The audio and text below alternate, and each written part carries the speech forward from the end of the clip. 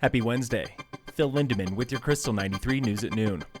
Just days after she was elected Summit County Clerk, Stacey Nell is leaving the county for town of Frisco. Nell is declining interviews, instead telling the Summit Daily she could not pass up the opportunity. She spent $5,500 in donated money campaigning for county clerk. The county's now scrambling to find Nell's replacement. Her first day at Frisco is December 5th. Silverthorne is inching closer to getting a fire station. Summit Fire and EMS now has blueprints for a full-size station with 3 engine bays and room for 6 overnight staff.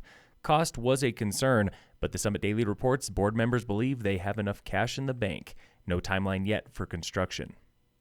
Dillon's crown jewel, the Dillon Amphitheater, just barely pays for itself. The Amp will make an estimated $5.17 million next year, most of it from tickets and concessions. But when you add up booking fees, equipment, payroll, and more, it turns a profit of just $38,000.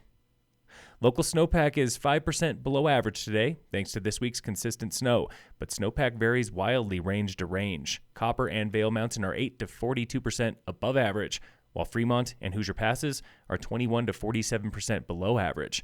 Down at the state capitol, Summit Representative Julie McCluskie says water and all things environment will dominate her next term. I think Colorado can lead on this front for the entire western half of the United States. McCluskie hopes her new role as Speaker of the House puts water policy front and center.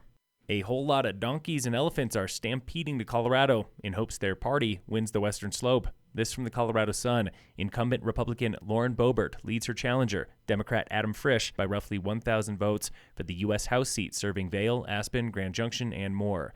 Thousands of ballots there were rejected for unapproved signatures. Those voters now have until Friday to vote again. A recount might be looming, but only if Boebert's lead drops below 500 votes or one of the candidates pays for it. Local avalanche danger is moderate above tree line today in the Summit County and Vail areas. Your problems are wind slab and persistent slab. In sports, the Nuggets play the Knicks tonight at 8. The world's fastest downhill ski racers just finished training at the Speed Center above East Village in Copper.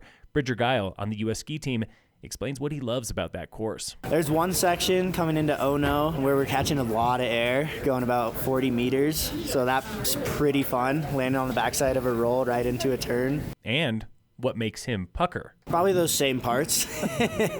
Yeah, just carrying that much speed, and then when it gets a little bumpy, and then coming into lights out, big left turn, definitely a little scary. World Cup downhill season starts next weekend at Lake Louise in Canada, and then it's back to Colorado, December 2nd, for Birds of Prey at Beaver Creek. And in local sports, brought to you by Cassandra Schultz and Associates. With American Family in Dillon, Summit High senior Paola Arredondo is 2-time winner of the Shalonda Baker Shield, the state's top award for girls rugby. Paola also makes the all-state team, joined by 10 other Summit starters. That's more than any other school. Phil Lindemann, Krystal, 93 News.